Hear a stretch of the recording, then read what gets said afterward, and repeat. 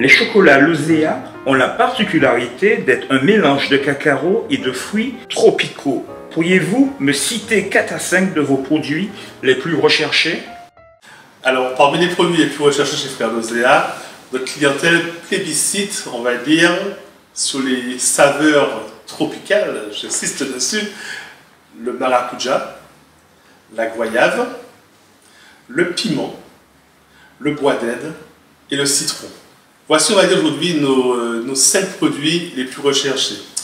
Mais il y a un produit qui bouscule, je dirais, cette hiérarchie, parce que les Belges ont fait un travail extraordinaire, c'est le praliné royal. Le praliné royal qui malheureusement est la première référence aujourd'hui que nous vendons dans d'autres gammes. Ben, simplement parce que les gens ont tellement été formatés au praliné qu'aujourd'hui la première demande est sur praliné. Et nous, chez Frères Lozea, on apporte cette originalité de saveurs tropicales. Et quand les gens découvrent nos saveurs, eh bien, ils commencent à revenir vers des choses qui sont, je dirais, beaucoup plus de chez nous, beaucoup plus de la région caribéenne. Et ils nous demandent effectivement beaucoup de saveurs tropicales. Parlez-nous de vos pâtes de fruits. Alors, les pâtes de fruits, là aussi, je vais vous confier. Les pâtes de fruits, c'est un produit que je n'aimais pas du tout, enfant et même jeune adulte, parce que les pâtes de fruits, pour moi, ça avait une connotation papillote, produit de grande surface. Et quand on a lancé la chocolaterie, Jimmy et moi, mon frère, on s'est dit, ben, il y a le chocolat, mais les pâtes de fruits pourraient être effectivement une alternative. Donc, nous avons commencé par travailler une gamme de produits qui était très proche de chez nous, donc la goyave, la banane, la mangue, l'ananas, le coco, vraiment des produits très standards, mais en y mettant beaucoup de goût, beaucoup d'énergie, beaucoup d'amour, comme nous le faisons chez Frères Lozea, mais vraiment avoir des produits où le goût était la priorité. Et maintenant, ben, on commence à se lancer sur des choses un peu plus différentes. Les cocktails, et puis aussi les cocktails alcoolisés. Donc aujourd'hui, les pâtes de fruits, c'est vraiment un produit que les gens adorent, que les enfants apprécient particulièrement, et qui nous permettent de jouer avec les saveurs. Et ça, c'est extraordinaire.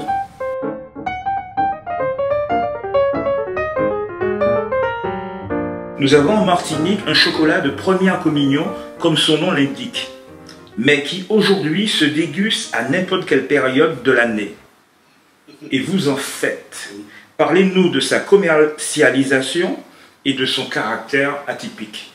Alors, on va dire que les gens ne le consomment pas à n'importe quel moment, ils le consomment aujourd'hui à tout moment. Et c'est ce qui est extraordinaire. Voilà un produit qui avait une connotation très religieuse. La communion, la première communion particulièrement. Après, il est devenu un produit de toutes les communions. Après, de toutes les situations religieuses, mariage inclus. Et aujourd'hui, ben, nous avons un produit qui se consomme à tout moment. Ben, dès qu'il y a un mauvais temps qui s'annonce, les gens sont friands de s'acheter un chocolat première communion pour pouvoir le déguster.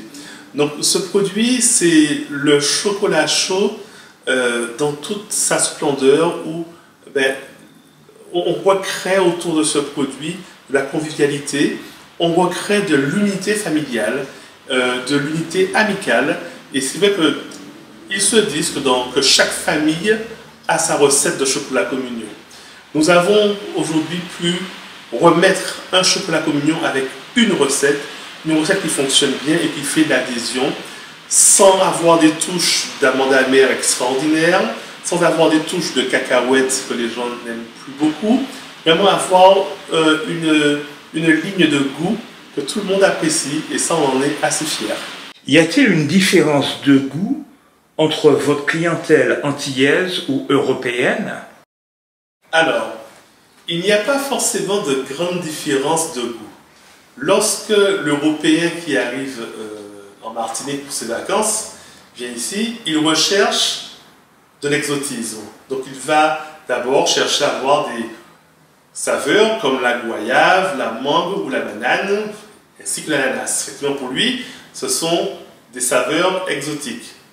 Alors que le Martiniquais, l'Antillais, quand il vient dans notre boutique, il va chercher à avoir aussi de l'exotisme. Il va trouver l'exotisme au travers de quelques saveurs. Praliné, donc praliné cacahuète, praliné pistache, pralinés classiques. Donc il y a effectivement cette recherche d'exotisme en rentrant ici. Et l'exotisme, on va le retrouver simplement dans le choix des saveurs. Et dans le choix des saveurs, dans le temps, on remarque qu'il y a une vraie convergence de goût sur des saveurs identiques finalement. Les gens aiment beaucoup effectivement le piment qui est plébiscité. Ils aiment le maracuja qui a sa couleur jaune et son petit goût bien acide. Donc il y a des saveurs qui font l'unanimité, mais l'exotisme, c'est une vraie recherche, que l'on soit européen ou antillais. Avez-vous pensé à ceux qui consomment du sans gluten et aux diabétiques? Oui, alors c'est une vraie question qui se pose aujourd'hui chez nous, surtout que nous travaillons beaucoup les produits à base de ganache, donc à base de lait, de lactose et un petit peu de gluten bien sûr. Nous faisons tout effectivement pour que le gluten disparaisse de nos recettes. Et aujourd'hui on en a très peu, sauf sur quelques saveurs biscuitées croustillantes où on peut avoir quelques traces de gluten. Sur la question du diabète aussi, nous la traitons de deux façons. La façon, on va dire, la moins forte, c'est les substituts tels que maltitol ou aspartame. On évite d'avoir des sucres de ce type. Par contre, dans les chocolats, ce que nous faisons, c'est que nous montons dans les pourcentages de cacao. Et un produit qui a 72%, 75%, voire 80% de cacao, a les mêmes réactions qu'un diabétique que si effectivement on y mettait de l'aspartame ou des sucres de synthèse. Donc on privilégie des produits effectivement à fort taux de cacao pour les diabétiques et ils peuvent trouver effectivement des produits chez nous pour pouvoir avoir leur plaisir, grand et petit. Dans le plaisir d'offrir, vous mettez l'accent sur quoi? On met l'accent sur deux choses. Un, effectivement, la délicatesse de l'emballage et l'image de Martinique. Je crois que quand on vient chez Frères Lozéa, on a envie d'avoir un produit qui soit beau et qui vende l'image de la Martinique. Et c'est vraiment ça aujourd'hui notre challenge, avoir un produit beau, un produit qui vend la Martinique. Je ne parle pas du goût parce que c'est l'ADN de Frères Lozéa. Donc tous nos produits, effectivement, ce sont des produits qui s'offrent, qui se dégustent, qu'ils soient petits produits à la pièce unique ou bien la grande boîte généreuse. Donc petit ou grand cadeau, pour nous, le goût c'est la clé d'entrée et ensuite le beau et l'image de la Martinique. Aujourd'hui, qu'ambitionne la marque Lozéa? La marque Lozéa a de beaux projets. Alors, on va dire le premier projet, c'était chez Lozéa, c'est de contribuer à la relance du cacao de Martinique.